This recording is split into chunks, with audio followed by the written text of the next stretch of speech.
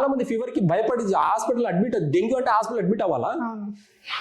Fasting ఉంటే సరిపోదా? ఒక 2 days చచ్చిపోతారా fasting ఉంటే? 2 days ఎవరు చెప్పారు? బెస్ట్ ఫీవర్ కి బెస్ట్ రెమెడీ ఫాస్టింగ్ అండి. మీ మెటబాలిజం సిస్టమ్ అంతా కూడా క్లీన్ అవ్వాలంటే జస్ట్ ఒక 24 జంతువులు ఏం చేస్తున్నాయండి ఫీవర్ వస్తే? ఒక ఆవు కానీ ఒక కుక్క కానీ ఏమైనా ప్రాబ్లమ్స్ హెల్త్ ఇష్యూస్ వస్తే వాటి ముంగట బిర్యానీ కానీ ఇంకేమైనా మంచి ఫుడ్, దానికి ఇష్టమైన ఫుడ్ పెట్టి చూడండి, తింటాయేమో. మానవుడు తింటాడు పాలు, మిల్క్.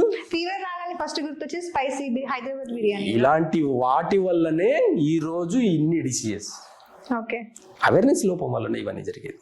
కాబట్టి పెద్దవాళ్ళు మనకు అన్ని కూడా చాలా పేటెంట్స్గా చెప్పారండి. పేటెంట్స్ అంటే మాట యొక్క గ్రిప్ చెప్పారు. పెద్దవాళ్ళు టైంకి తినమని చెప్పారు, టైంకి పడుకోమని చెప్పారు. ఇప్పుడు నైట్ 1 గంట దాకా నిద్ర రావట్లేదు ఎవరికి. అది కూడా దాటిపోయింది సార్. ఇప్పుడు మార్నింగ్ ఎందుకు?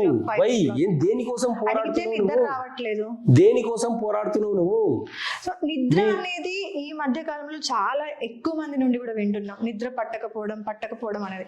కానీ ఫోన్ చూడడము లేకపోతే టీవీ చూడడము ఇవి పక్కన పెడితే అన్ని ఆఫ్ చేసినా సరే నిద్ర అనేది రావట్లేదు అని ఎక్కువ మంది యూత్ మాట్లాడుకుంటున్న టాపిక్ ఇది. దానికి అసలు ప్రాబ్లం ఏంటి? Liver imbalance. అందుకే అందరికి కోపాలు చిరాకులు ఎక్కువైపోయినాయి. Lung imbalance. అందుకే మసాలాలు ఏం తినో బిర్యానీ తిన్నా, ఏం తినో పాలు, ఈ రెండు కూడా అసలు లంగ్స్కి ఏమేమి పడవు తెలుసా? మసాలా పడదు ప్లస్ పాల వస్తువులు పడవు. ఈ రెండే తింటారు. తినేసి నాకు బాగా, లేదంటే పానీపూరి తిను, లేదంటే పుల్లగా ఏదైనా తిను. ఇంకెక్కడి నుంచి అండి ఆర్గన్స్ బ్యాలెన్స్ అవుతాయి? మన ఇంటర్నల్ ఆర్గన్స్ ఎప్పుడైతే మనం టేస్ట్ని బ్యాలెన్స్ చేస్తామో, మనము టేస్ట్ని అరికడతామో, మనము ఏ టేస్ట్ వల్ల ఏ డిసీజ్ నాడి పట్టుకుని చెప్తాం. మేము ఏ టేస్ట్ తిని ఏ డిసీజ్ తెచ్చుకున్నాం అనేది నాడి పట్టుకుని చెప్తాం. ఏ డిసీజ్ వస్తుంది అనేది కూడా నాడి పట్టుకుని చెప్తాం. ఫ్యూచర్లో మీకు బ్రెయిన్ స్ట్రోక్ వస్తుందా, హార్ట్ అటాక్ వస్తుందా అనేది కూడా నాడి పట్టుకుని చెప్పొచ్చు.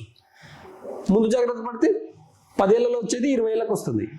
ఈ లోపల 10 ఏళ్ళు జాగ్రత్త పడ్డట్టు కదా. నువ్వు ఒక టేస్ట్ మానేస్తే, ఒక టేస్ట్ తిని ఒక డిసీజ్ తెచ్చుకున్నప్పుడు ఆ టేస్ట్ని అరికట్టడం వల్ల, ఆ టేస్ట్ మానేయడం వల్ల కూడా నీ హెల్త్ని నువ్వు ఇంప్రూవ్ చేసుకున్నట్టే కదా. ఈ చిన్న లాజిక్ మర్చిపోయి నేను ఎప్పుడు తింటే అంటే ఈ మధ్య నేను కొత్తగా ఒక పేషెంట్ ఒక మాట చెప్పారు. ఏముంది సార్, జీవితం అయిపోయింది సార్, తిని చచ్చిపోయేది అని. దానికి ఎందుకు మరి హాస్పిటల్కి వచ్చినావు అని అడిగిన. తినిపో, ఇంకా 4 బిర్యానీ తినిపో అని చెప్పిన. అంతే కదా, గెట్ అవుట్. అంతే, పేషెంట్ బయటికి పంపించారు. అలాంటి మెంటాలిటీ ఉన్న పేషెంట్స్ కూడా మాకొద్దు. మా దగ్గరికి వచ్చే వాళ్ళకు అన్ని హాస్పిటల్ తిరిగి మా దగ్గరికి వస్తారు.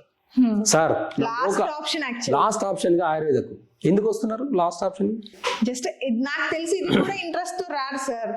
ఏదో లాస్ట్ ఆప్షన్ ఎవరో ఒకరు చెప్పడం ద్వారా వెళ్ళి వద్దాం, ఒక సినిమాకి వెళ్ళొద్దాం, అంతే వచ్చినాం అనుకుందాం వస్తున్నారు. అలాంటి వాళ్ళు కూడా చాలా మంది అంటే లాస్ట్ టైంలో లాస్ట్ స్టేజ్ లో వస్తారు మా దగ్గరికి.